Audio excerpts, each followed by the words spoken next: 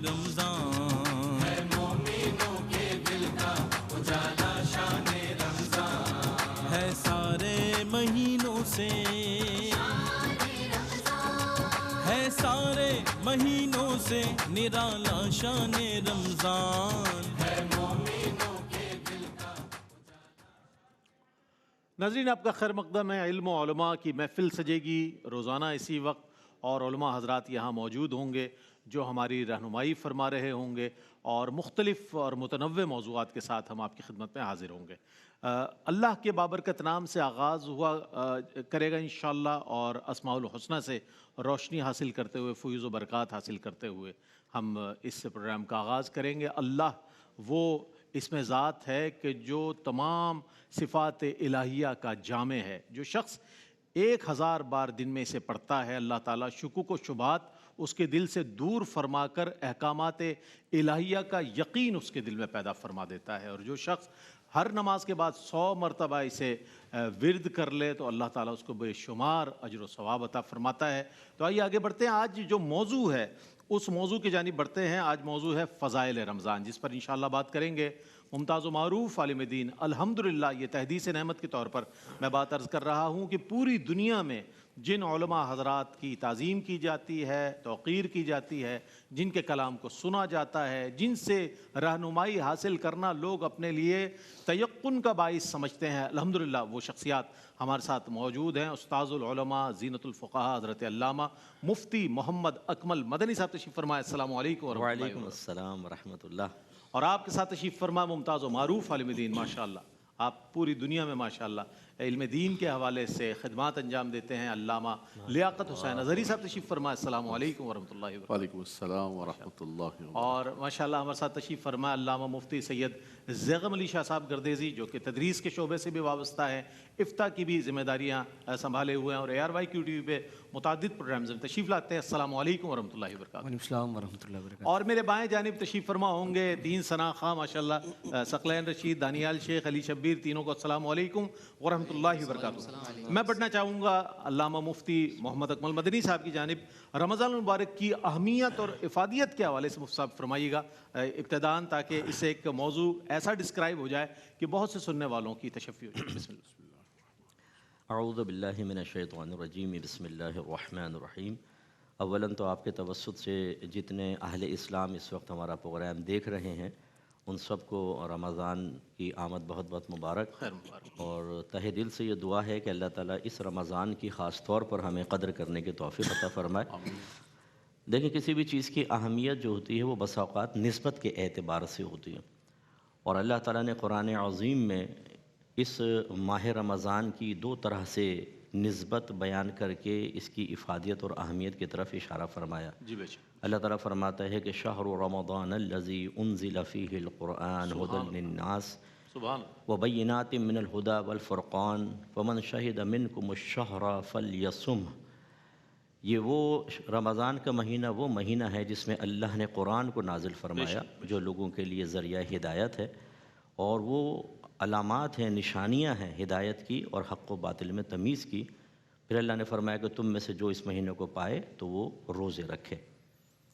دوسرے مقامات پر بھی اس کی اور ہے، وہ انشاءاللہ علماء اور مزید بیان فرمائیں گے۔ اس کا مطلب ہے 2 نسبتیں خاص طور پر اس کی اہمیت کو واضح کر رہی ہیں، ایک نزول قرآن اور دوسرا ایک بہت ہی عظیم عبادت اور روزے۔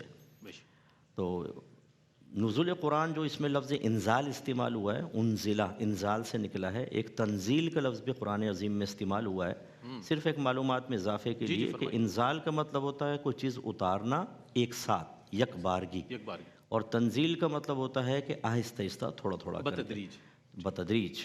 تو یہ لوح محفوظ سے آسمان دنیا پر اس مبارک مہینے میں اور شب قدر میں نازل ہوا۔ انا انزلناہ فی لیلۃ القدر، بے شک ہم نے قرآن کو شب قدر میں نازل فرمایا۔ تو یہ مبارک مہینہ ہے کہ اس کا انتخاب اللہ نے قرآن عظیم کے نزول کے لیے، انزال کے لیے فرمایا، اور یہ ہمارے درمیان موجود ہے۔ اور پھر روزے ایک زبردست عبادت ہے، لعلکم تتقون کا فائدہ اس میں بیان ہوا کہ یہ اس کا اگر ہم روزے رکھتے ہیں تو ہمیں صفت تقوی سے متصف ہونے میں آسانی ہوتی ہے۔ اس کی انشاءاللہ اس پر بھی ہم کلام کریں گے بعد میں۔ اور اگر حدیثیں دیکھیں تو اس کی افادیت کئی طریقے سے ظاہر ہوتی ہے کہ نبی کریم صلی اللہ علیہ وسلم نے ارشاد فرمایا کہ اذا دخل رمضان یا دخل شہر رمضان فتحت ابواب الجنہ وغلقت ابواب جہنم وسلسلت الشیاطین، کہ جب یہ مہینہ داخل ہوتا ہے تو جنت کے دروازے کھول دیے جاتے ہیں، جہنم کے دروازے بند کر دیے جاتے ہیں۔ حالانکہ اب یہ دخول تو نہیں ہوگا، لیکن یہ ایک ہمارے لیے خوشائن بات ہے کہ اللہ کی رحمت اتنی وسیع ہو جاتی ہے کہ ابھی داخلہ کا وقت نہیں آیا لیکن پہلے جہنم کے دروازے بند ہیں، گویا کہ جنت کے دروازے کھلے ہیں کہ ذرا بھی ہم اچھا عمل کریں گے اللہ ہمیں مغفرت فرما کے جنت کا راستہ آسان فرمائے گا، سبحان اللہ۔ اور شیاطین بند ہوں گے۔ اب اس کے اندر کلام ہے کہ سارے شیاطین بند ہوتے ہیں یا بعض مخصوص ہوتے ہیں، کیونکہ بعض کہتے ہیں کہ جب آپ نماز پڑھتے ہیں تو وسوسہ تو آتا ہی رہتا ہے، اس کا مطلب بعض شیاطین اوپن بھی رہتے ہیں، لیکن بڑے بڑے شیاطین جو ہمیں بہت زیادہ گناہوں کی طرف مائل کرتے ہیں اور ہمارے ذہن کو گندا کرتے ہیں وہ سب بند ہو جاتے ہیں۔ اس کا مطلب ہے شیاطین بند ہیں، جہنم کے دروازے بند ہیں، جنت کے دروازے کھول دیے گئے ہیں، رحمتوں کا نزول ہو رہا ہے۔ نبی کریم کے فرمان کے مطابق اس مہینے میں جو نفل کام کرے فرض کے برابر، ایک فرض 70 فرائض کے برابر۔ اللہ اکبر۔ تو اس کی اہمیت، اس کی افادیت کو ذہن میں رکھتے ہوئے اب بھی جو مستعید نہ ہو تو نبی کریم نے فرمایا کہ ہلاک ہو جائے وہ شخص جو رمضان کا مہینہ پائے اور پھر بھی اس کی بخشش و مغفرت نہ ہو۔ اللہ، بڑے خوبصورت انداز میں اس کی افادیت کے حوالے سے بات ہوئی۔ قبلہ نے بہت مختصر اور جامع الفاظ میں اپنے جواب کو مکمل فرمایا۔ اب ہم چلتے ہیں اس سورس کی جانب جو ہماری بنیادی سورس یعنی قرآن اور احادیث مبارکہ نبی کریم علیہ السلام۔ علامہ لیاقت حسین نظری صاحب تشریف فرمائیں۔ ماہ رمضان کی فضیلت کے حوالے سے قرآن و حدیث کی روشنی میں کچھ کلمات اگر آپ کے ہم تک اور ہمارے ناظرین تک پہنچ جائیں تو آج پہلی سحری ہے علامہ صاحب، آج ہی سے اگر یہ لائن آف ڈائریکشن صحیح مل جائے گی تو بقیہ دیگر جتنے روزے آ رہے ہیں اور جتنی سحری ملے گی انشاءاللہ، جتنے اوقات ملیں گے لوگوں کے لیے باعث اجر و ثواب بن جائیں گے۔ جی الحمدللہ الذی کفا والسلام علی عبادہ الذین اصطفیٰ۔ اعوذ باللہ من الشیطان الرجیم، بسم اللہ الرحمن الرحیم۔ یا ایھا الذین آمنوا کتب علیکم الصیام کما کتب علی الذین من قبلکم لعلکم تتقون ایاما معدودات۔ صدق اللہ مولانا العظیم۔ قلعہ مفتی صاحب نے جیسے فرمایا ہے کہ رمضان المبارک کی سب سے بڑی یہی فضیلت ہے کہ اللہ تبارک و تعالیٰ نے اس مبارک مہینے میں اور اس مبارک مہینے کی ایک بابرکت رات میں، جس رات کے بارے میں فرمایا کہ لیلۃ القدر خیر من الف شہر، سبحان اللہ، فرمایا وہ ایک رات 1000 مہینوں سے بڑھ کر ہے۔ اللہ تبارک و تعالیٰ نے اس ماہ مقدس و محترم اور اس مبارک رات میں قرآن کا امت مصطفیٰ کو تحفہ عطا فرمایا۔ بے شک بے شک۔ اور رب تبارک و تعالیٰ نے ہم پر روزوں کو فرض فرمایا۔ پہلی امتوں پر بھی کسی نہ کسی اعتبار سے روزے فرض تھے، لیکن یہ اللہ تبارک و تعالیٰ نے امت مصطفیٰ صلی اللہ تعالیٰ علیہ وسلم کو مکمل ایک مبارک مہینہ عطا فرمایا کہ جس کے روزوں کو رب تبارک و تعالیٰ نے فرض فرمایا۔ اللہ کے نبی صلی اللہ علیہ وسلم نے فرمایا کہ وَهُوَ شَهْرٌ عَظِيمٌ شَهْرٌ مُبَارَكٌ وَهُوَ شَهْرُ الْمُوَاسَاةِ وَهُوَ شَهْرُ الصَّبْرِ۔ اللہ اکبر۔ فرمایا کہ یہ عظمت والا مہینہ ہے، برکت والا مہینہ ہے، اور فرمایا کہ یہ مواسات اور غمخواری کا مہینہ ہے۔ اس مہینے کے اندر مسلمانوں کو یہ چاہیے کہ جہاں ان کے دسترخوان وسیع ہوں، اپنے دلوں کے اندر نرمی اور رقت پیدا کرے اس ماہ مقدس میں، اور مسلمان جن کے پاس نہیں ہیں ان کے دسترخوانوں کو بھی وسیع فرمائیں۔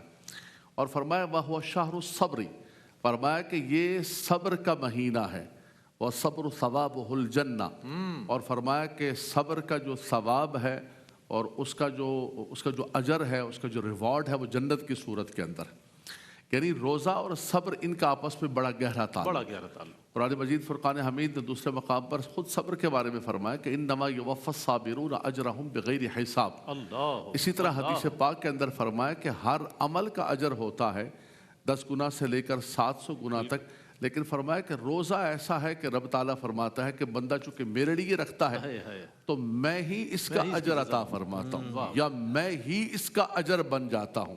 فرمایا کہ باقی اعمال پر جو ہے وہ رب تبارک و تعالیٰ نیکی عطا فرماتا ہے، لیکن روزہ ایسا ہے کہ رب تعالیٰ کی معیت۔ اسی طرح صبر کے بارے میں فرمایا کہ ان اللہ مع الصابرین، صبر کرنے والے کو اللہ کی معیت مل جاتی ہے۔ تو حضور نے فرمایا وَهُوَ شَهْرُ الصَّبْرِ، فرمایا صبر کا اور روزے کا بڑا گہرا تعلق ہے۔ انسان کھانا پینا دوسری خواہشات اس مبارک مہینے کے اندر چھوڑ دیتا ہے، لیکن چونکہ آج پہلا پروگرام ہے میں یہ بھی عرض کروں گا کہ جیسے رمضان شروع ہوتا ہے انسان کا مزاج نفس کھانے پینے کا عادی ہوتا ہے، تو سٹارٹ کے اندر تھوڑی سی پریشانی ہوتی ہے، تو وہ صبر کا دامن جس مہینے کے اندر ہم نے صبر حاصل کرنا تھا اور لعلکم تتقون کا مہینہ تھا، اسی کے آغاز میں ہمارا صبر کا دامن جا رہا ہوتا ہے اور صبر ہمارا کمزور ہو رہا ہوتا ہے۔ آپ آج پہلا دن ہے، دوسرا تیسرا دن دیکھیں گے کہ روڈوں پر ایک شور شرابہ ہوگا، چلا چلی ہٹ جاؤ بھائی میں نے روزہ رکھا ہوا، ہٹ جاؤ راستہ چھوڑ دو۔ تو فرمایا کہ یہی تو امتحان ہے کہ یہ صبر کا مہینہ ہے، روزہ رکھ کر جہاں تم نے کھانا پینا چھوڑ دیا ہے تمہیں ہر چیز سے صبر کرنا ہے۔ من لم یدع قول الزور والعمل به فلیس للہ حاجۃ فی ان یدع طعامہ وشرابہ۔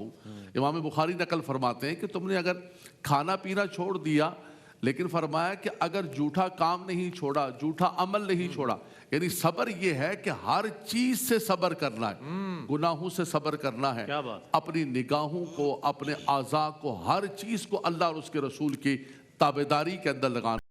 حضور نے فرمایا وَهُوَ شَهْرُ الْمُوَاسَاةِ شَهْرُ الصَّبْرِ، فرمایا کہ یہ صبر کا مہینہ ہے، اللہ کی رحمتوں کے نزول کا مہینہ ہے۔ جیسے مفتی صاحب نے حدیث پاک پڑھی کہ اذا دخل رمضان فتحت ابواب السماء فتحت ابواب الرحمہ وفتحت ابواب الجنہ۔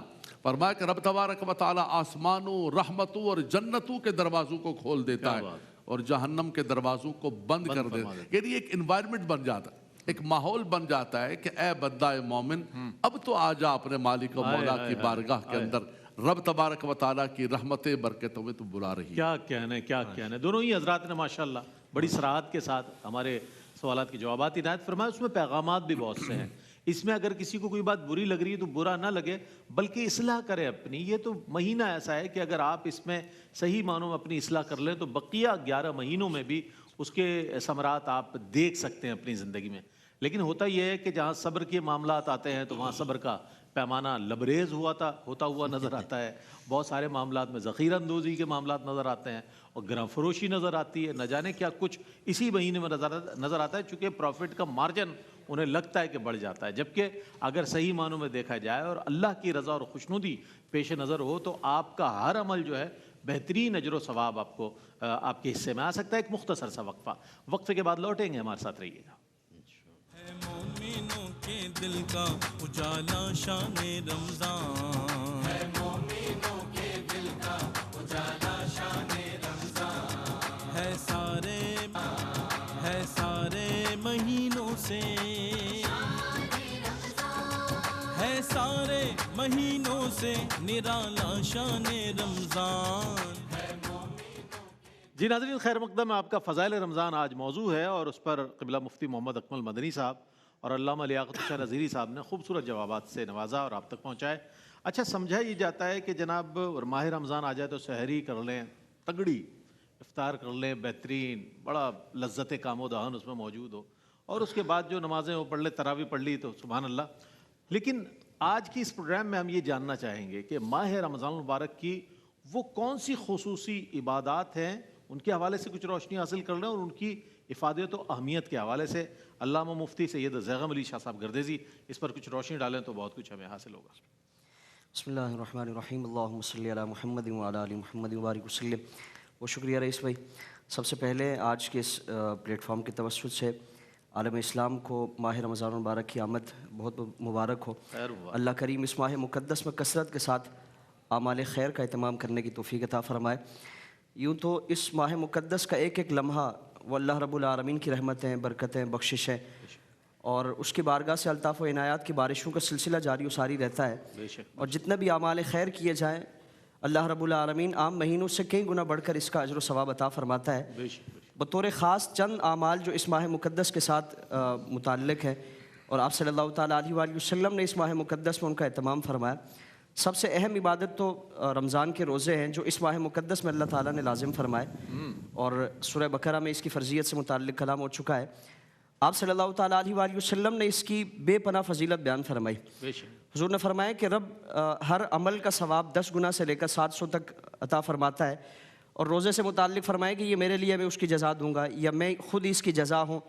اور روزہ دار کا اللہ کی بارگاہ میں اتنا پروٹوکول ہے، آپ صلی اللہ تعالیٰ علیہ وسلم نے فرمایا کہ روزہ دار کے منہ کی بو اللہ کی بارگاہ میں مشک و عنبر کی بو سے زیادہ پسندیدہ ہے، اور اس ماہ مقدس میں اللہ رب العالمین کی طرف سے پورا سال جنت کو اس ماہ مقدس کے لیے سجایا جاتا ہے. یعنی آپ صلی اللہ تعالیٰ علیہ وآلہ وسلم نے روزہ دار کی حیثیت، ہم اگر نفل روزے کی جو اہمیت و ثواب ہے اس کو ہم دیکھیں اور اسی سے ہم اندازہ لگائیں کہ فرض کا ثواب اور پھر اس ماہ مقدس میں اس روزے کا ثواب کتنا ہوگا. آپ صلی اللہ تعالیٰ علیہ وآلہ وسلم نے نفل روزے سے متعلق فرمایا کہ جس نے اللہ کی رضا حاصل کرنے کے لیے ایک نفل روزہ رکھا، اس ایک نفل روزے کی برکت سے اللہ تعالیٰ روزہ دار کو جہنم سے 40 سال کی مسافت سے دوری فرما دے گا. یعنی اتنا اس کو دور فرما دے گا. یہ ایک نفل روزے کی اہمیت ہے، اس کا ثواب ہے. اب ہم اندازہ کریں کہ فرض روزہ اور وہ بھی رمضان کے مہینے کا روزہ کہ جس میں ایک چھوٹا سا عمل اللہ رب العالمین اس کو کئی گنا بڑھ کر اس کا اجر عطا فرماتا ہے. فرض کا ثواب 70 درجات بڑھ کر عطا فرما دیا جاتا ہے. تو اللہ تعالیٰ اس ماہ مقدس کے روزوں کا ثواب کتنا عطا فرمائے گا. پھر اسی کے ساتھ ساتھ جس طرح آپ نے فرمایا نا کہ رمضان میں سحری و افطاری کے لیے ساری توانائیاں خرچ کی جاتی ہیں، تو روزہ تو مقصد ہی اس کا یہ ہے کہ وہ بھوک اور پیاس کے ذریعے نفس کی شرارتوں کو مقابلہ کیا جائے اس کا اور اس کو کمزور کیا جائے. آپ صلی اللہ تعالیٰ علیہ وآلہ وسلم نے اس نفس سے متعلق فرمایا نا کہ صحابہ اکرام سے استفسار فرمایا کہ بتاؤ اس دوست کے بارے میں تمہارا کیا خیال ہے کہ جتنا تم اس کو کھلاؤ پلاؤ وہ اتنا تمہارا نافرمان ہو جائے، سرکش ہو جائے، باغی ہو جائے، اور جتنا تم اس کو کمزور رکھو، جتنا تم اس کو کھانے پینے سے اور دیگر اس طرح کے معاملات سے دور رکھو وہ تمہارا تابع ہو جائے. صحابہ نے عرض کیا رسول اللہ وہ کیسا بدبخت اور کیسا نافرمان اور کیسا وہ باغی دوست ہے، وہ کون ہے؟ آپ صلی اللہ تعالیٰ علیہ وآلہ وسلم نے فرمایا کہ وہ تمہارا نفس ہے. یعنی جتنی تم اس کی خاطر تواضع کرو گے وہ اتنا ہی سرکش ہو جائے گا، وہ اتنا بپھر جائے گا، وہ اتنا ہی گناہوں پر آمادہ ہو جائے گا. تو اس ماہ مقدس میں اللہ تعالیٰ نے روزے کی عبادت کو لازم فرمایا کہ شیطان کو بند کر دیا گیا. اب نفس کے بہکاووں کا مقابلہ کرنا ہے تو بھوک اور پیاس کے ذریعے اس کی شرارتوں کا مقابلہ کیا جائے، اس کو زیر کیا جائے. تو اس لیے اس ماہ مقدس میں کھانے پینے کی جو عادت ہے اس کو ترک کر کے بقدر ضرورت کھانا اور سحری افطاری کا اہتمام کیا جائے. پھر اسی کے ساتھ ساتھ آپ صلی اللہ تعالیٰ علیہ وآلہ وسلم کی جو اس ماہ مقدس سے متعلق عبادت ہے قیام اللیل، جسے نماز تراویح کا اہتمام کیا جاتا ہے دورہ رسالت میں آپ صلی اللہ تعالیٰ علیہ وآلہ وسلم سے لے کر آج تک، اور اس میں قرآن پاک کی تلاوت و سماعت کا اہتمام کرنا.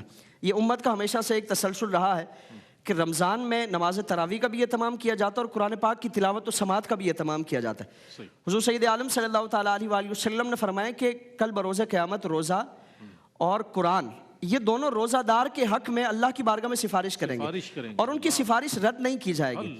یعنی روزہ اللہ کی بارگاہ میں عرض کرے گا کہ باری تعالیٰ اس عبادت کی وجہ سے اس نے بھوک اور پیاس کی شدت کو محسوس کیا، محض تیری رضا حاصل کرنے کے لیے، محض تیری خوشنودی حاصل کرنے کے لیے میں اس کے حق میں سفارش کرتا ہوں. اور قرآن اللہ کی بارگاہ میں عرض کرے گا کہ باری تعالیٰ میری تلاوت و سماعت کے لیے اس نے آرام و سکون قربان کر دیا. تو نماز تراویح میں قرآن پاک کی تلاوت و سماعت کا اہتمام کرنا اور اس کے علاوہ قرآن پاک کی تلاوت، یعنی آپ صلی اللہ تعالیٰ علیہ وآلہ وسلم بذات خود اس ماہ مقدس میں قرآن پاک کی تلاوت کا اہتمام فرماتے، بلکہ جبریل امین حضور کی بارگاہ میں حاضر ہو کر آپ صلی اللہ تعالیٰ علیہ وسلم ان سے دور فرمایا کرتے تھے. اور صحابہ اکرام کا شوق اتنا ہے کہ کوئی صحابی 3 دن میں ختم کر رہے ہیں، کوئی 7 دن میں ختم کر رہے ہیں، کوئی 10 دن میں ختم کر رہے ہیں. یعنی مستقل قرآن پاک کی تلاوت و سماعت کا اہتمام کیا جاتا ہے. اور پھر یوں تو پورا سال ہی آپ صلی اللہ تعالیٰ علیہ وسلم کی سخاوت ہمیں نظر آتی ہے اور آپ صلی اللہ تعالیٰ علیہ وآلہ وسلم کے در دولت سے کوئی خالی ہاتھ نہیں جاتا. لیکن اس ماہ مقدس میں حضور کی سخاوت کیسی ہے؟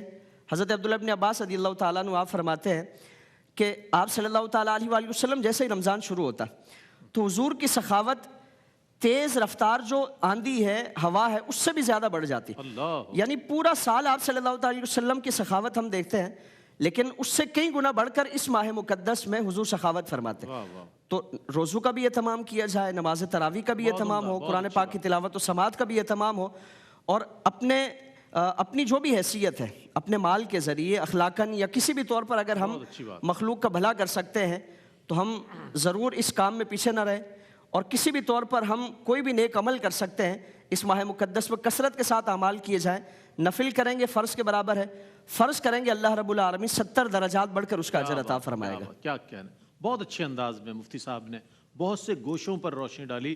جو مقصد تھا آج کے ہمارے سوال کا اس کو بہت اچھے وسعت دے کر جواب عنایت فرمایا. اور یہ سب باتیں جو ہے ہم اگر اپنے اعمال و افعال میں شامل کر لیں تو یقیناً اس کے وہ ثمرات بھی اپنی زندگیوں پر دیکھ سکتے ہیں کہ جو اس میں موجود ہے.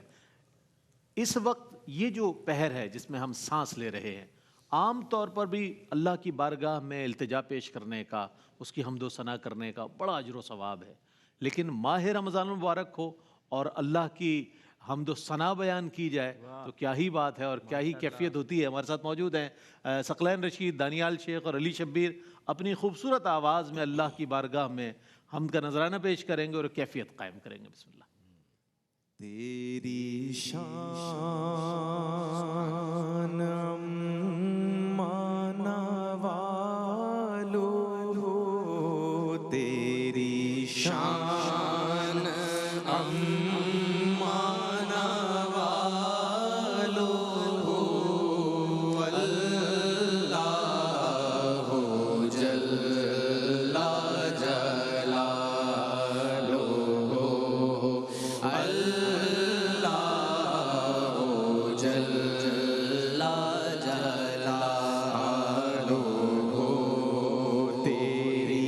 شان جل جلالہ،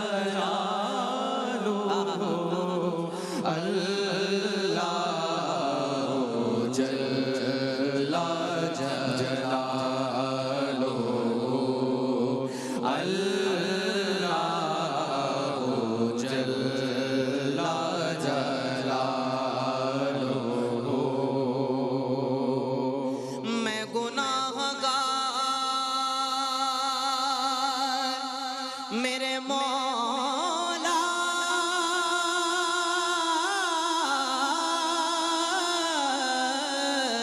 مولا،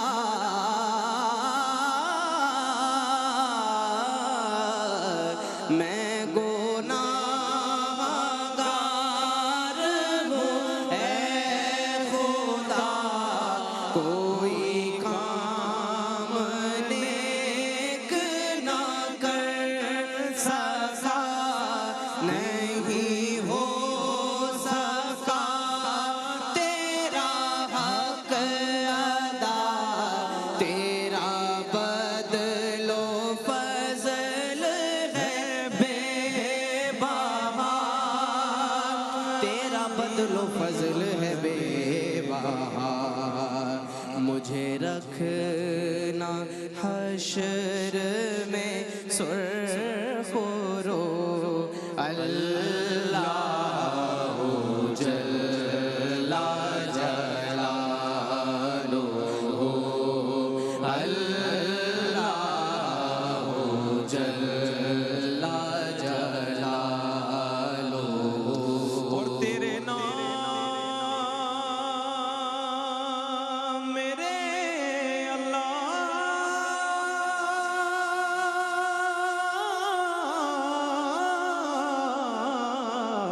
تیرے نام پر میرے خدا میرا دل فدا، میری جان فدا، میری روح کی ہے یہی رضا، تیرا نام لب پہ رہے سدا، تیرا نام لب پہ رہے سدا، تیری رضا میری آرزو، اللہ جل جلالہ، اللہ